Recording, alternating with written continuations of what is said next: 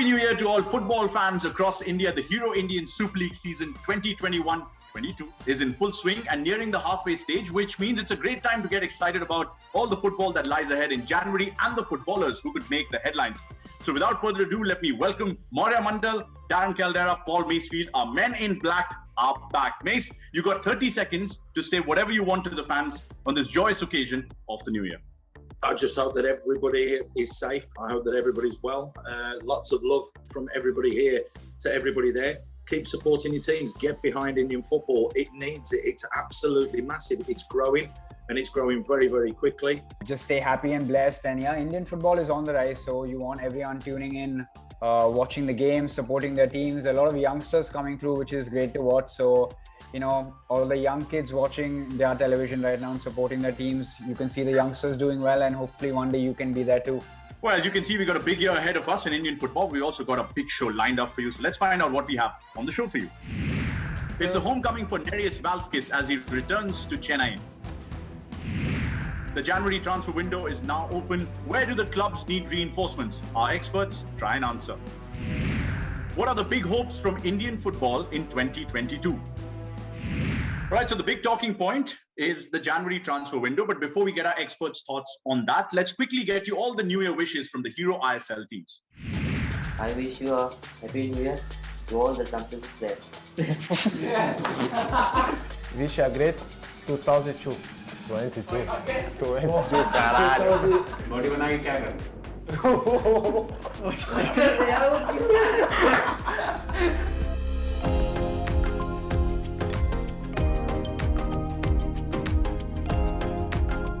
Hi, I am Boris. Hi, I am Jitu. Hi, I'm Caldeira. We all know New Year is here, so we're gonna guess New Year resolution of each other. Okay, so I'm gonna guess first, and I'm gonna go with Jitu. So he must be getting a new hairstyle again. Yeah, and Boris, I think he's gonna get new car. So yeah, so I'm gonna go like Jitu can say. हाँ, for कोमल तो मे भी उसको travelling पसंद है तो travelling करेगा, और Boris का तो वो और भी ज़्यादा बॉडी बना के आएगा क्योंकि उसने मुझे रूम पे पर्सनली भी बोला है नेक्स्ट ईयर नया बोरिस देखने मिलेगा हमको। और कोमल का उसका शायद कलर बाल कलर No. हो सकता है next year। और जितू का शायद उसका मतलब बात करते हैं रूम में तो उसका फैमिली के साथ बाहर जाने का मतलब घूमने का मतलब दूसरा स्टेट में और नहीं तो कंट्री में। Okay, so we're gonna say our actual resolution what it is. So there are few, but I'm gonna say one or two. For me, I just wanna be a better version of myself on the field, off the field, with everything. So you guys. Boris for me मेरे को लगता है Boris ने सही guess किया। मुझको family के साथ थोड़ा टाइम स्पेंड करना है, घूमने जाना है। तो मेरा तो हाँ जीतू ने भी सही बनाया है थोड़ा बॉडी थोड़ा तो बनाना चाहिए और फिर मैं भी नया प्रोटीन आ जाएगा। Protein. नया protein. My protein. My protein. We wish you all a happy new year. Hope you have a great 2022. Happy New Year. All the fans, Jamshedpur FC. Wish a great 2022. मैं आशा करता हूँ कि 2022 हम सभी के जीवन में खुशहालियाँ लाए और सभी स्वस्थ रहें। 2021 was a mixed year for many, but I hope that we can leave the pandemic behind us and get into 2022 with a big bright smile. We've had a great year as a club. I hope you all have had a great 2021 as well. I would like to wish everyone a very happy new year from Hyderabad FC family. Hyderabad FC की तरफ से नव वर्ष की आप सभी को हार्दिक शुभकामनाएं। Here's wishing each and every one of you a very happy and prosperous new year from the Hyderabad FC family. Here's wishing you all a very happy new year 2022. Cheers.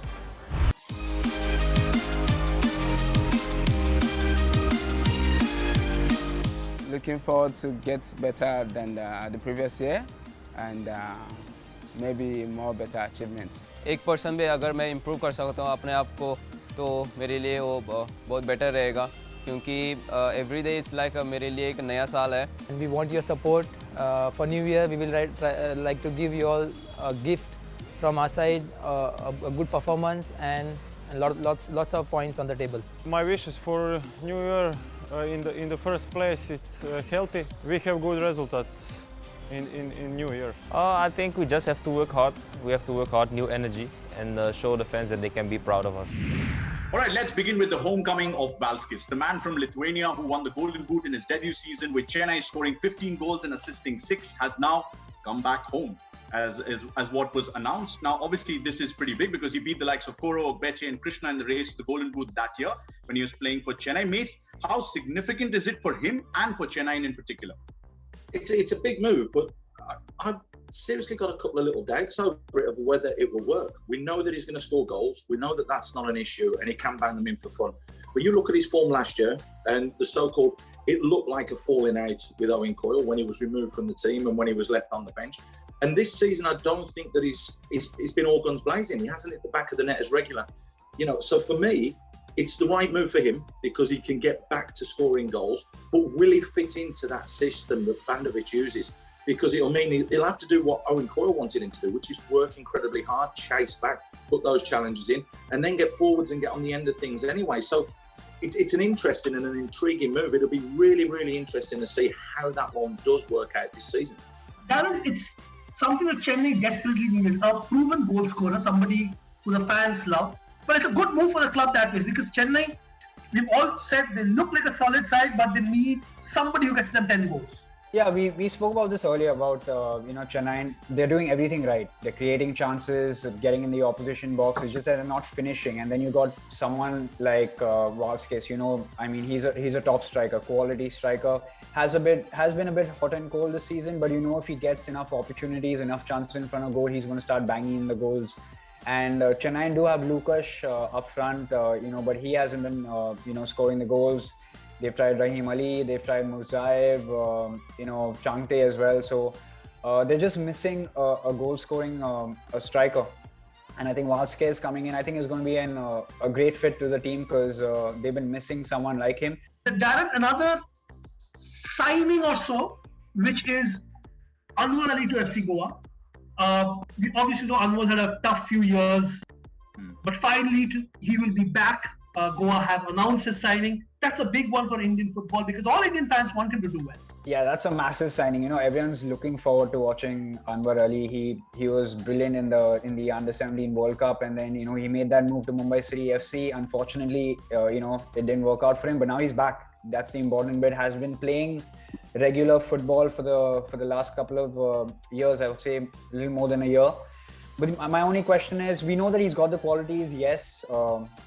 But he's been playing the Punjab League, he's played the Delhi League, he's played the I-League qualifier, so he's not played against top opposition. And now suddenly, I think he's going to be probably starting in the next few games, and he's going to come up against strikers like your Ogbeche, like your Angulo. So that's a different level that he's coming up against. It is going to take him time, but we know he's got that quality, defensively, and he's also got a mean free kick. We've seen him score some wonder goals from free kicks. So he's going to be very, very interesting. I've seen a lot of fans are also looking forward to watching him.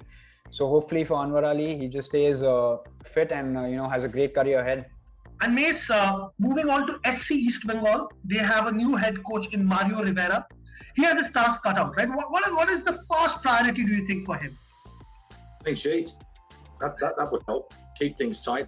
I think the biggest and the first thing that he really needs to do is just win the players back over.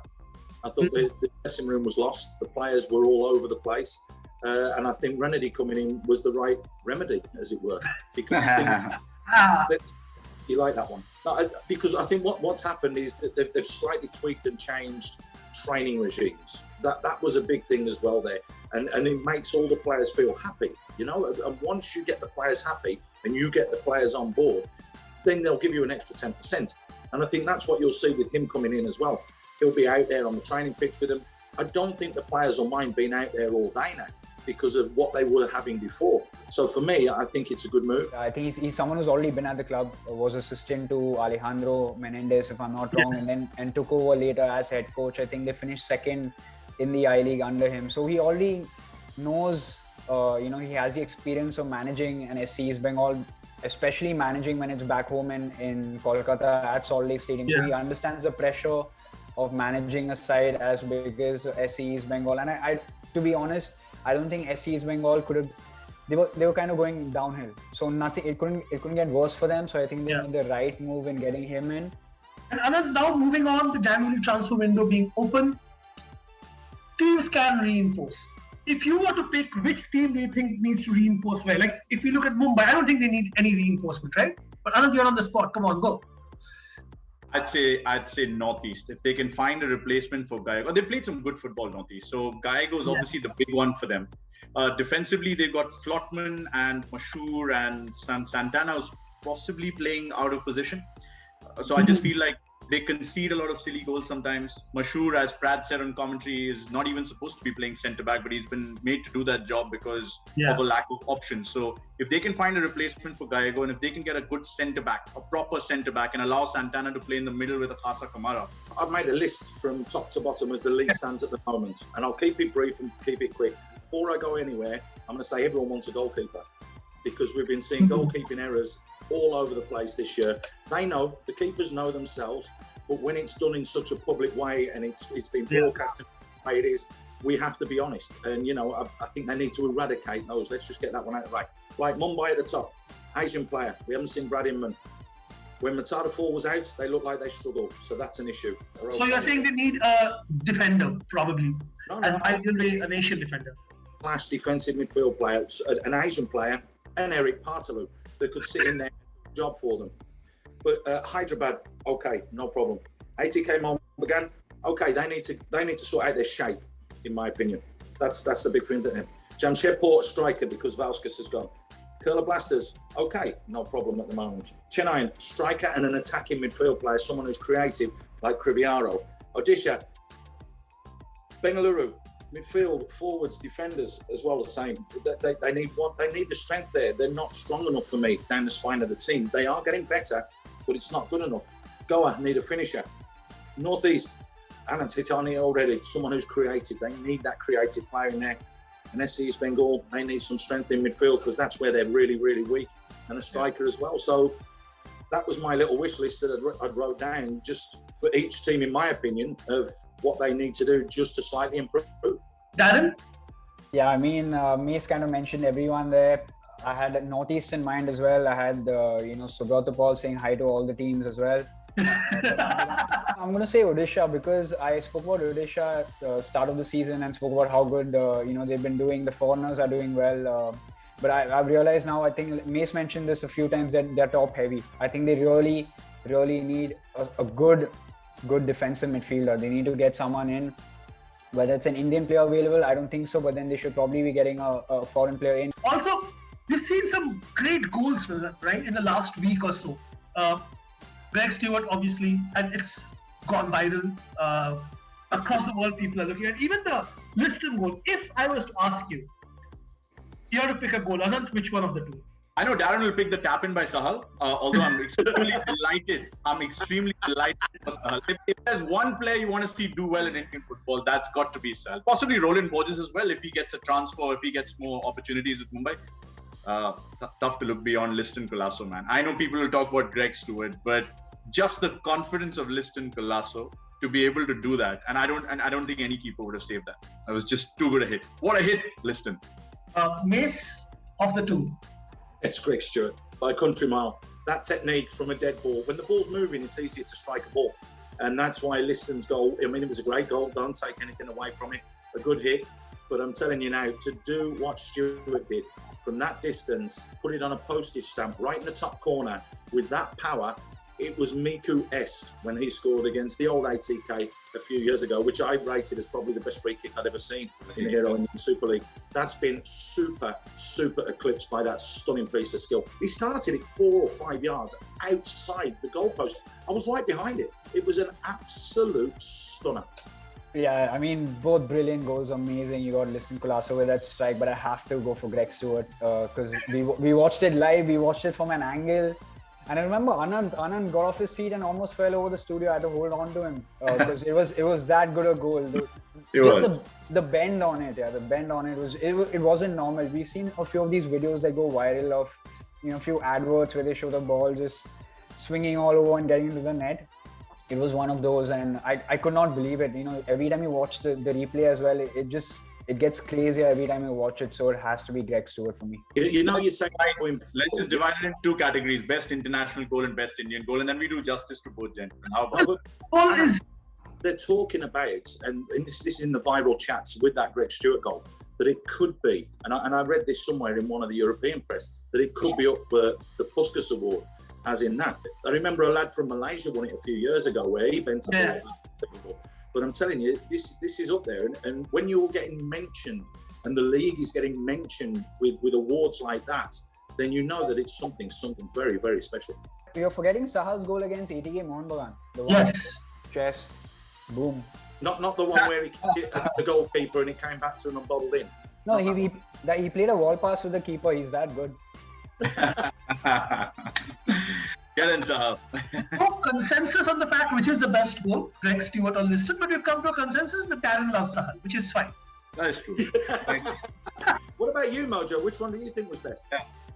Personally, I love the Liston goal because just the confidence for him to go for that shot and what it meant at that point of time. ATK Mohun really needed that spark, and he provided that. Personally, I like the Greg Stewart goal also is outstanding, but again, personal choices. Time for a short breather on this episode of Football United. On the other side, we tell you what's in store for Indian football in the brand new year, that is 2022. But as we slip into a break, we leave you with these fabulous Bengaluru FC New Year celebrations that you don't want to miss. Hosa Varshada Subhashigulu. Happy New Year, guys. Stay safe, and I hope you enjoy this moment with your family. Let's forget 2021 and let's start 2022 with a smile on the face. Hosa Varshada Subhashya Galu. Hosa Varshada Subhashya Galu. Hosa Varshada Subhashya Galu. Happy New Year!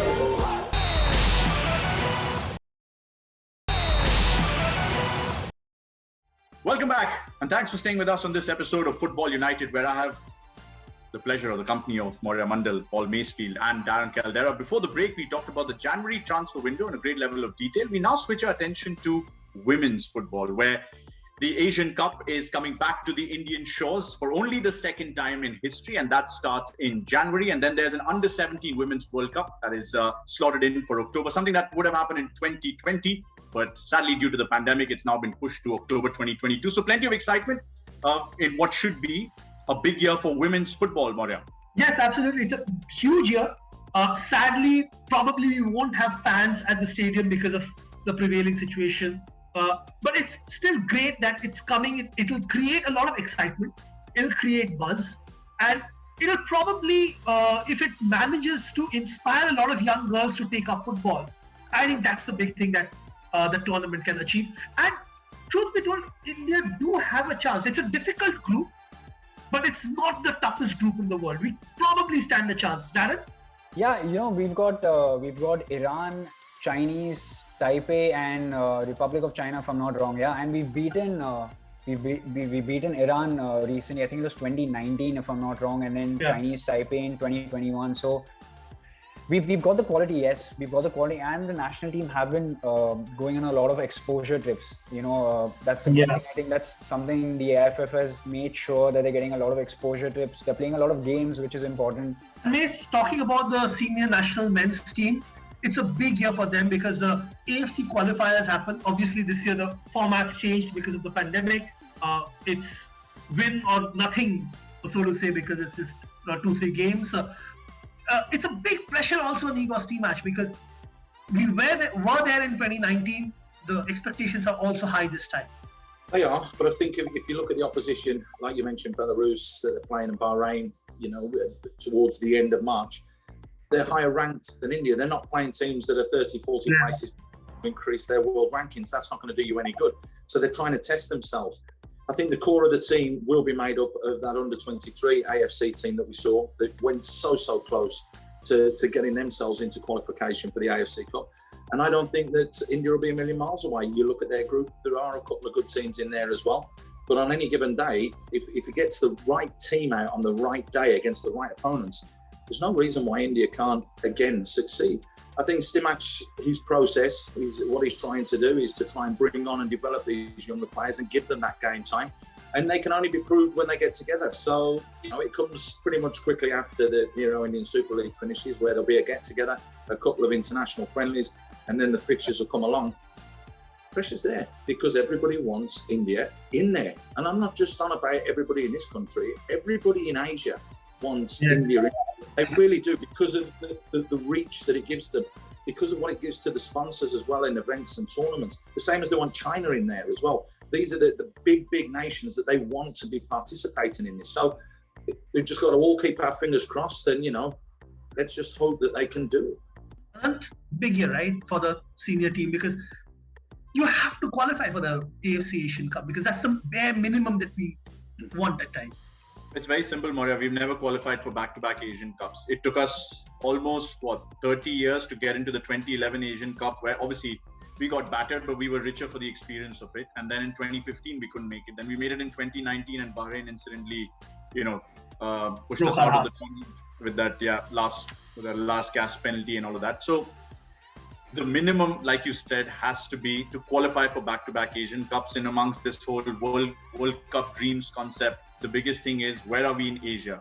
Can we get into top 15? Can we get into top 10 by the time it comes to the 2026 or the 2030 edition of the Men's World Cup? And finally, before we close the show, quick ones. Darren first. One thing you want to see in Indian football in 2022 or world football? I'm a sucker for youngsters just getting more game time. So for me, I want to see more youngsters getting game time, more youngsters shining. Not just getting game time and playing 90 minutes and you're back out, but I want to see them making a mark every time they play. So I want to see more youngsters in. Probably you have youngsters even giving competition to foreigners in their places, and more youngsters in the national team. That's what I want to see in 2022. Yes. I want to see the women do extremely well in the AFC next year. I want to see them go as far as they can.